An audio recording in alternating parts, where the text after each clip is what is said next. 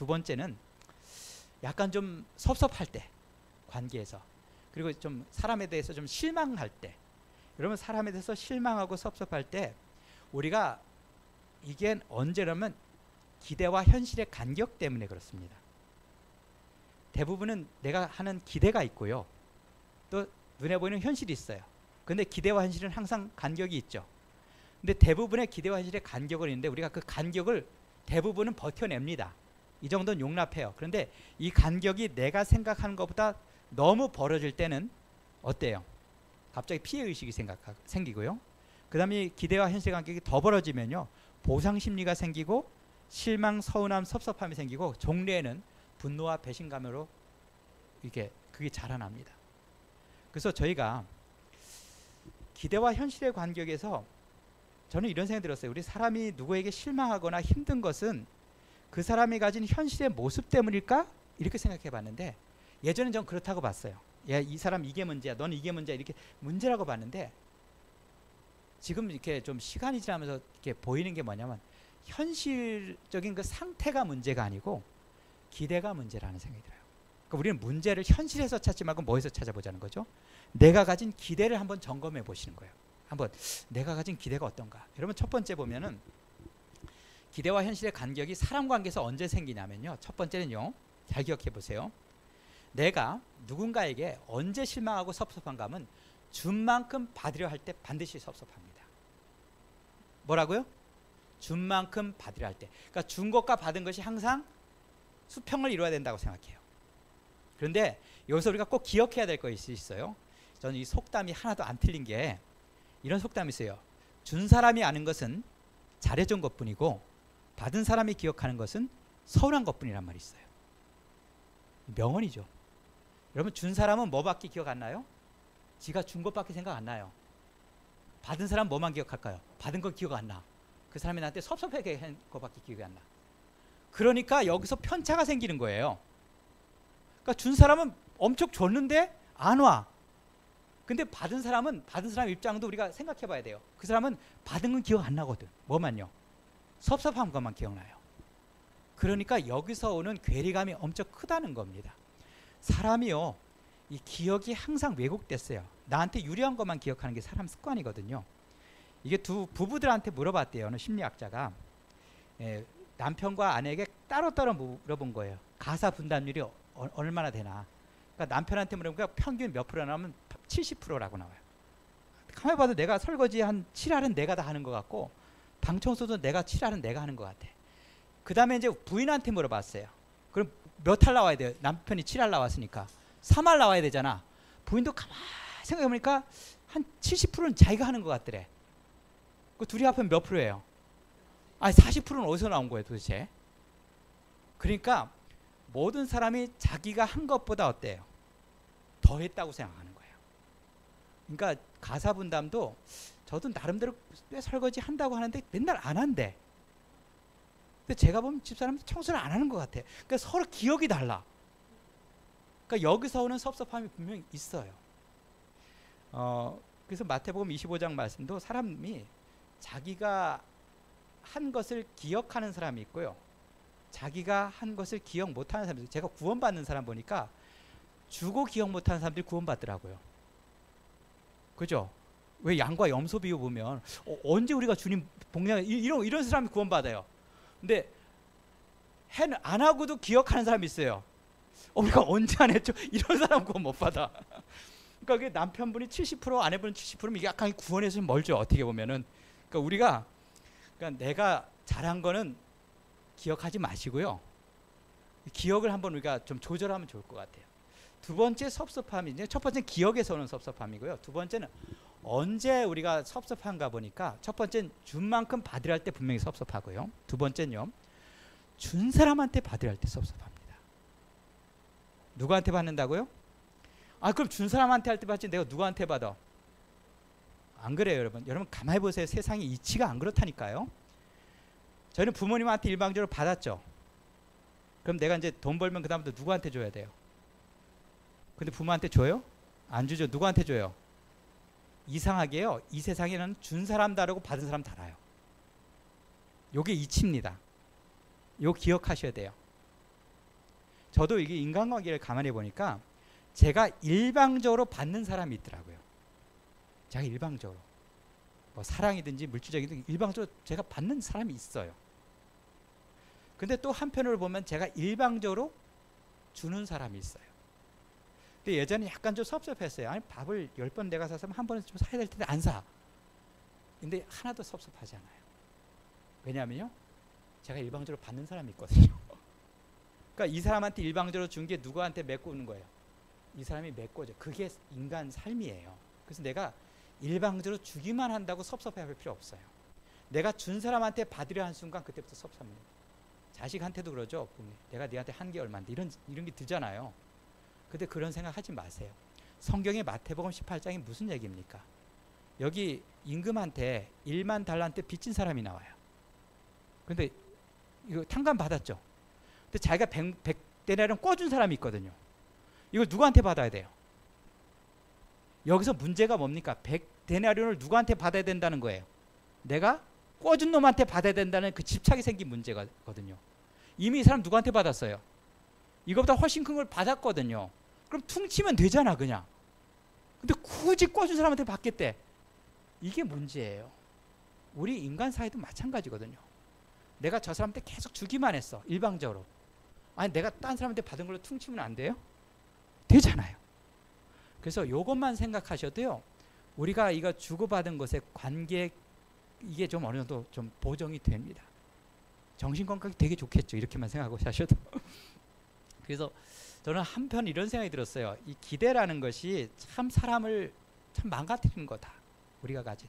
여러분, 저는 기대에 대해서 몇 년부터, 한 10여 년 전부터 제가 굉장히 내가 가진 많은 문제가 기대에 있다는 걸 알게 됐어요. 셰익스피어가 기대는 모든 마음의 고통의 근원이라 했어요. 인간의 마음의 고통의 근원이 어디 있다고요? 여러분이 가지신 고민들의 거의 90%는 다 기대에서 오는 걸 수가 있어요. 여러분, 기대는요, 잘 돼야 본전입니다. 잘 돼야 본전이라고. 여기 그림을 보세요. 맨 위에 보면 아무것도 기대하지 않았는데 보상이 주어졌어요. 아무 기대하지 않았는데, 보세요. 도파민이 어떻게 나오나? 기대하지 않았는데 보상이면 보상 받은 다음에 도파민이 쫙 올라와요. 그런데 내가 기대를 했어. 그럼 도파민이 언제 나와요? 기대할 때 올라와요. 그리고 정작 보상을 받을 때 도파민 안 나와요. 당연하니까. 그럼 기대한 사람이나 기대하지 않은 사람이나 도파민 양은 어때요? 똑같아요. 문제는 어디서 있냐면 기대를 했는데 보상이 없을 때가 문제입니다. 그럼 어때요? 기대가 크면 실망도 크죠. 근데 기대하지 않았는데 보상이 없어요. 그럼 실망할 일도 없어요. 그러니까 기대는요, 잘 돼야 뭐예요? 본전이에요. 그러니까 여기서 나온 교훈이 뭡니까? 기대는 아예 뭐 하자? 하지 말자가 교훈이죠. 저 그래서 기대를 안 합니다. 최소한 기대를 하시려면요, 하나님에게만 기대하세요. 사람에게는 전 기대 다 접었거든요. 제가 우리 아이 키울 때도 솔직히 부모님들이 아이에 대한 기대가 있잖아요. 근데 지금 지나면 참 미안해요. 우리 아이한테. 내 기대가 아이를 문제아를 만들었더라고요. 그러니까 아이는 멀쩡해요. 그런데 부모의 기대가 아이를 문제아를 만들거든요. 예를 들면 이거죠. 우리 아이가 좀 이번에 수학 시험을 보는데 한 80점 맞았으면 좋겠다 이런 기대를 하는데 한 60점 맞으면 어때요? 그러면 여러분, 기대와 현실의 간격이 생기죠. 그럼 문제 해결을 우리가 주로 어떻게 합니까? 기대는 그냥 그대로 두고 현실을 올리는 쪽으로 문제 해결을 해요. 그죠? 애를 쪼죠. 과외도 시키고. 그럼 애도 힘들고 서로 힘들어요. 근데 문제 해결 간단한 게 있잖아요. 내가 기대를 낮추면 그냥 과외비도 안 들어. 그러면 너무 편한 방법이 있는데 우리가 왜 돈 드는 방법을 쓰나 모르겠어요. 제가 그래서 얘는 수학머리는 없구나 이렇게 생각하고 0점으로 기대치를 딱 만들어 버렸어요. 어느 얘가 25점을 받아봤다고요. 너무 기쁜 거예요. 야, 어떻게 야, 요새 찍어도 25점 잘 안 나온다더라. 이렇게 너무 기쁜 거야. 그러니까 문제가 너무 간단하게 해결되더라고요. 여러분, 한국 사람들이 여기 보면 Korean Grading Translation이라 해갖고 한국 분들이 갖고 계신 어떤 그 성적표 이렇게 해석을 이렇게 한대요. A, B, C, D, F잖아요. A가 되게 잘한 거고 평균이 C거든요. 그러니까 C만 넣으면 되게 잘한 거예요. 근데 한국 사람은 A는 뭐예요? 에버리지예요.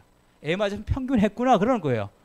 B 맞으면 below average, 평균 이하라고 해석하는 거죠. C 맞으면 can't have food, 밥 먹지 마요.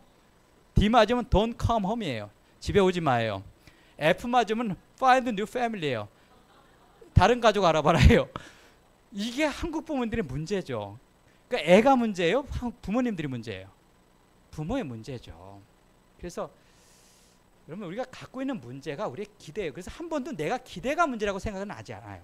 애가 문제지. 혹시 우리 옆집에 있는 철수가 이번에 요새 옆집 철수가 요새 수학 한 70점밖에 못 맞았다는데 내가 잠이 안 온다 이런 분 계세요? 아니, 우리 옆집 순이가 요새 귀걸이 하고 다니고 요새 머리 물들이고 다니는데 다 내 그것 때문에 내가 요새 속상해서 잠이 안 온다. 왜 그래요? 기대 안 하죠. 여러분 기대 안 하니까 그 옆집 애가 하나도 문제라고 생각을 안 합니다.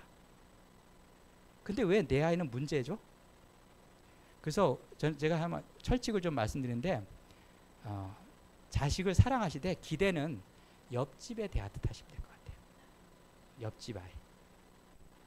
그리고 이제 남편에 대한 기도 사랑은 하시되 그냥 기대는 옆집 아저씨. 여러분 옆집 아저씨가 혹시 설거지 해주시나요? 옆집 아저씨가 안 해주죠. 옆집 아저씨라고 생각하면 남편이 설거지를 한 번 하면 한 1년에 한 번 했어. 그럼 어때요? 황송하지 않아요 너무? 그죠? 그러니까 이게 너무 쉽게 문제가 해결돼요. 기대만 바꿔도. 그 다음에 두 번째는 기대하지 않을 만큼 베푸세요. 기대 관리. 제가 이제 기대 관리. 첫 번째 기대 안 하는 거. 두 번째는 내가 뭔가를 베풀거나 주려고 하면요. 기대가 안 생길 만큼만 하세요. 예수님께서 남한테 돈 꿔줄 때 어떻게 하라 했죠? 바라지 말고 꿔주라 했어요. 우리가 이제 친구 사이에 돈 거래하는 거 아니라 하는데 이거 틀린 말이에요. 돈 거래 하세요. 근데 뭐가 문제냐면 돈 거래에 뭐가 들어가니까 문제예요. 기대가 들어가서 문제예요. 그러니까 돈 꿔주면서 갚을 거라고 기대하는 게 문제예요. 그런데 기대를 그럼 꿔줄 때 얼만큼 꿔주는 게 제일 좋을 것 같아요?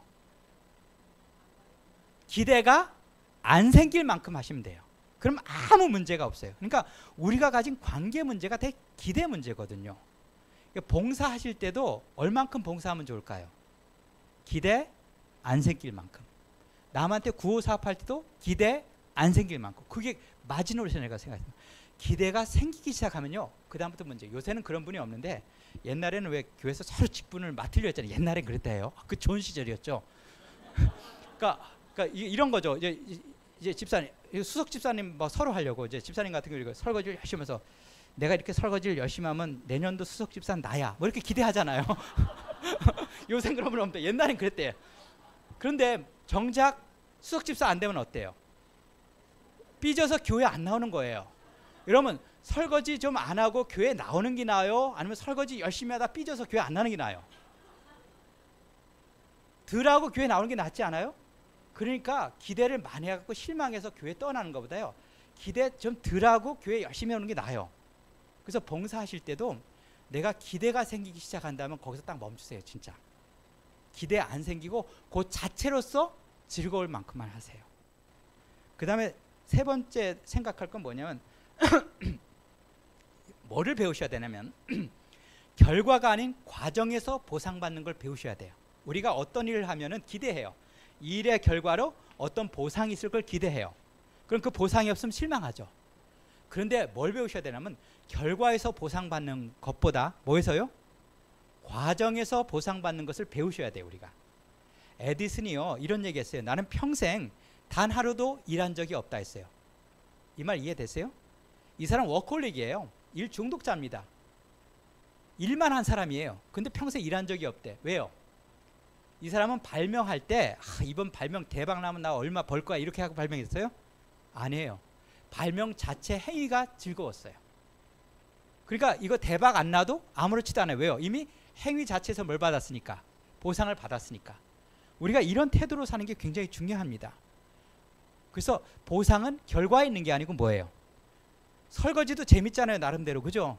뭐 이렇게도 해보고 막 이렇게도 해보고 창의적으로 그 재밌게 하는 거죠. 그러니까 그 자체가 즐거운 거예요.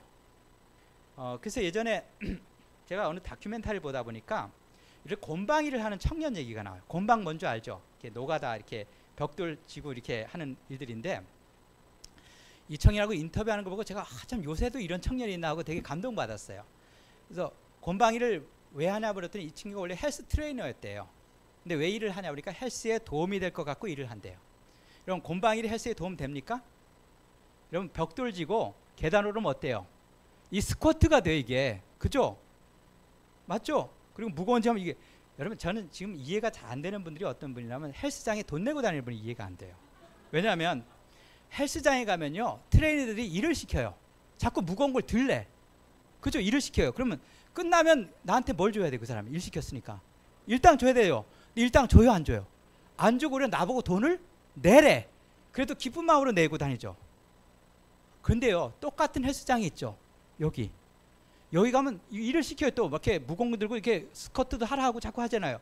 그리고 끝나면 뭘 줘요? 근데 사람이 헬스장은 불만 없이 다니는데 여긴 불만 있고 다니죠. 여러분 돈 받고 헬스하는 거는 불만 있고 돈 내고 헬스하는 거 왜 불만 없죠? 여러분 헬스장에서는 이미 내가 어디서 보상을 받았어요? 들면서 이미 보상을 받았다 생각하니까 돈 내도 안 아까워요. 근데 일할 때는 어때요? 여기서 보상 못 받아요. 보상 받다고 아무도 생각 안 해요. 그래서 한번 노가다 할 때도 과정에서 한번 보상을 받아보자는 거죠. 생각만 바꾸면요 이 세상에 과정에 보상 없는 일이 없거든요. 한번 그렇게 생각해 보시면 우리가 기대를 안 해요. 과정에서 보상받는 결과적 기대를 안 합니다. 마지막으로는 남이 아닌 나한테 기대하는 법을 한번 배우셔야 돼요. 여러분 다른 사람한테 기대해봐야 어때요? 실망시킬 때가 많죠. 근데 나는 확실히 실망 안 시켜요 나를. 그러니까 어디 가서 제가 오늘 나한테 점심 사줬으면 좋겠다 하지 마시고 오늘 내가 나한테 한턱 쏘는 거예요. 그럼 100%잖아요. 그죠? 실망할 일이 없죠. 야 오늘 수고했는데 내가 오늘 차 한잔 살게 하고 내가 차 사면 되죠. 얼마나 좋아요. 우리 이제 또 이런 얘기하면 제가 욕을 좀 많이 먹긴 한데 우리 사모님들 같은 경우는 결혼 기념일인데 꽃 사오지 않나 이렇게 기대하면 안 사오면 또 실망이잖아. 그때는 어떻게 하면 좋아요? 야 오늘 결혼 기념인데 내가 이러면 실망할 일이 전혀 없어요. 그래서 한번 우리가 이런 생각을 한번 살아보면은 기대 매니지먼트를 잘하면 괜찮겠다 이런 생각이 들고요.